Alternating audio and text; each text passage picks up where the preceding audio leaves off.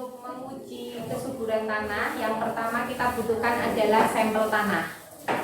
Yang kedua, kita tergantung mau menguji unsur apa. Kalau kita mau menguji unsur N, yang pertama yang kita butuhkan reaksi N1. Kemudian kita butuhkan reaksi N2, reaksi N3 dan reaksi N4. Selanjutnya untuk unsur P kita membutuhkan reaksi P1 sama reaksi P2. Untuk K, uji K kita membutuhkan reaksi K1, K2, juga K3. Yang keempat kita uji pH, kita membutuhkan reaksi pH1 dan pH3. Untuk alat yang kita gunakan yaitu tabung reaksi, spatula, pengaduk kaca, dan kita butuhkan tisu, juga pembersih tabung reaksi. Selanjutnya untuk melihat hasilnya kita juga membutuhkan bagan warna untuk pH, untuk N, untuk K, juga untuk P. Nah, selain itu kita juga memiliki daftar rekomendasi dari hasil pengukuran N, P, dan K untuk rekomendasi pemberian pupuk di lahan tersebut. Kita ambil sampel tanah untuk diuji kesuburan tanah sawah panjenengan nggih. Nah, itu syaratnya kita bisa ngambil dengan sistem diagonal. Umpamanya bikin ke sana mojok itu dalam satu kotakan 9 titik. Nah, bisa juga selain diagonal kita bisa sistem zigzag.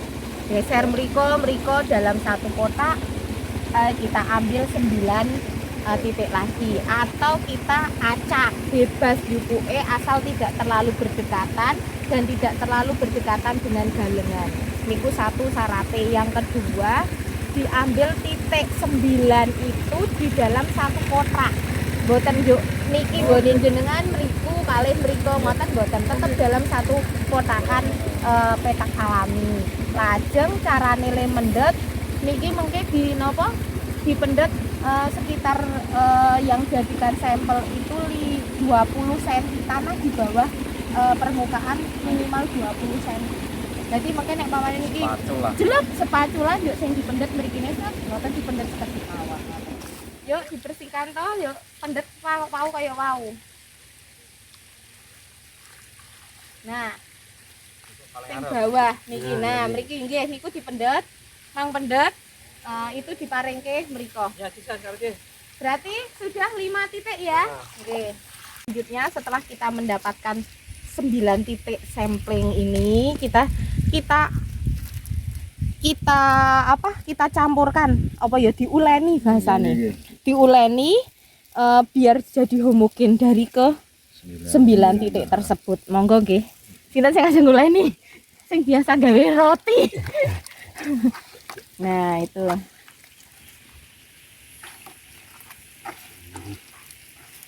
Iku sampun kadose, Pak. Bisa kita ambil sebagian mboten usah oke-oke. Ya. Ya, go. Pinter. Ambil 0,5 cm atau setengah sendok spatula ini ya. Tanah, sampling tanah dimasukkan ke dalam tabung reaksi. Habis itu kita tambahkan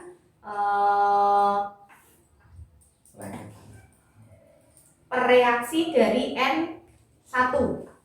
N1 warna itu ya. Penambahannya nggak apa-apa, nanti nggak usah dilihat, nggak apa-apa. Ini N1 kita tambahkan menjadi 2 ml.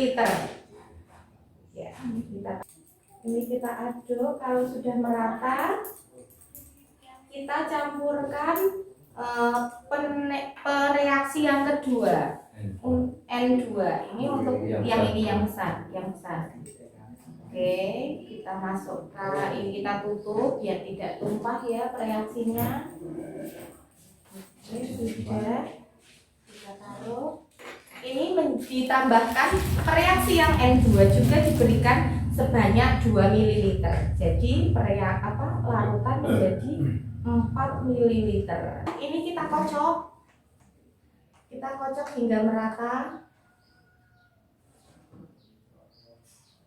Kita kocok setelah ini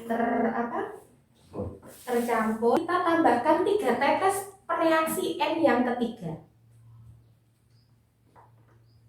Kita berikan 3 tetes.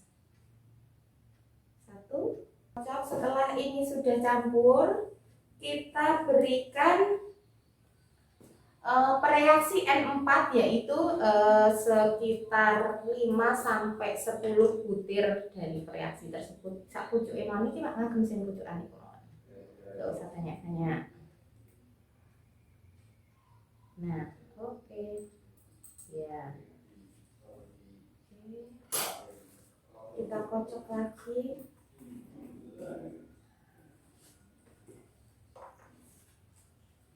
Ya, setelah ini kita diamkan 10 menit juga.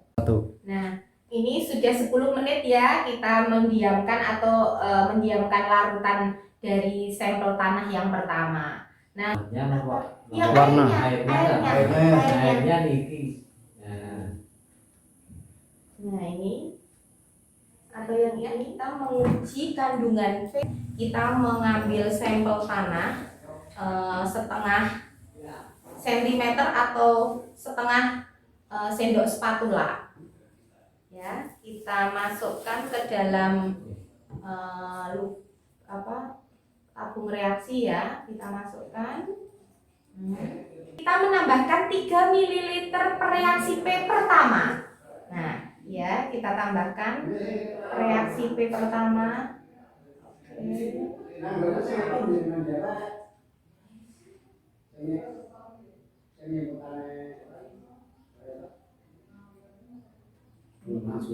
Tiga. Kalau yang ini 3, kita aduk sampai merata.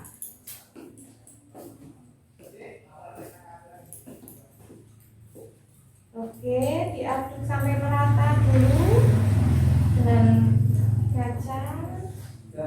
Ya, sudah. Kemudian tambahkan reaksi kedua 5 butir atau 10 butir. Betul, bisa dikocok pakai spatula ini Pak, seujungnya lagi seperti yang tadi kita lakukan pada unsur N.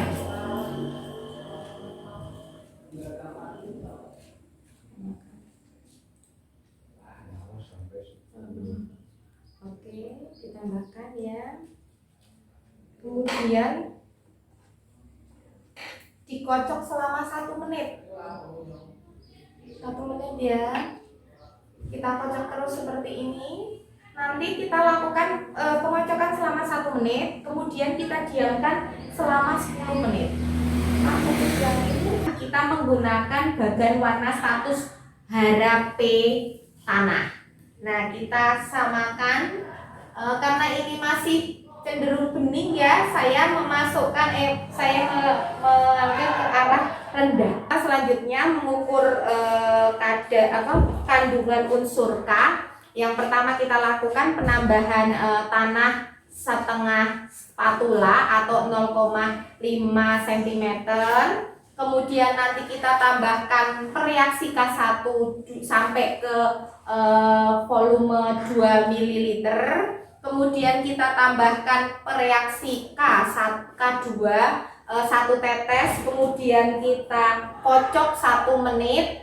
Kemudian baru kita tambahkan reaksi K3 1 tetes, kita kocok, kita aduk sampai merata dan kita diamkan 10 menit. Baru kita bisa melihat membandingkan dengan bagan bagan warna unsur K tanah. Masuk unsur K-nya tinggi. Uji yang keempat yang kita lakukan adalah uji pH tanah. Sama prosesnya seperti uji-uji N, P maupun K, yaitu kita menambahkan sampel setengah sendok spatula atau 0,5 cm. Nanti kemudian kita tambahkan reaksi pH 1 sebanyak sampai ke larutan itu menjadi 4 ml. Kemudian kita aduk, kita ratakan, kemudian kita berikan 1 atau 2 tetes reaksi pH kedua. Kemudian kita diamkan 10 menit, kita bandingkan dengan bagan warna pH tanah. Masuknya agak asam.